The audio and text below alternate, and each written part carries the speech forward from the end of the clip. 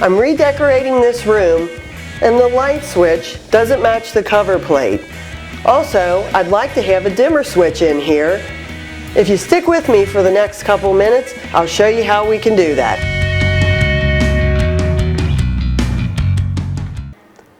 The tools you'll need for this project are a push on-off dimmer switch, a circuit tester, a wire stripper, and a regular screwdriver.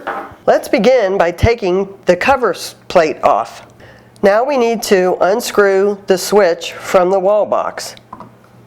Carefully pull the switch out from the box. Whenever working with electricity, it's a good idea to use a circuit tester. For now, we have the electric on, and I'll show you how it works.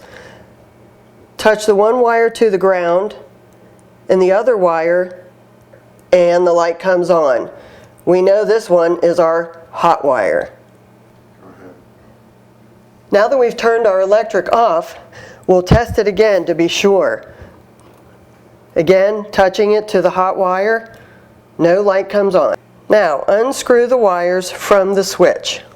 Here's our new dimmer switch. It's got 3 wires. The 2 blacks are going to hook to our other 2 blacks, and the green wire always connects to the ground. The ground wire is the one without insulation. Using the wire stripper, expose about 1/2 inch of the wire. Now, put your 2 wires together and twist on the wire cap. Once they're all connected, push them back into the box. Now screw the switch back into the box. Now screw your cover plate back on, put the knob back on, and we're ready to turn the electric back on.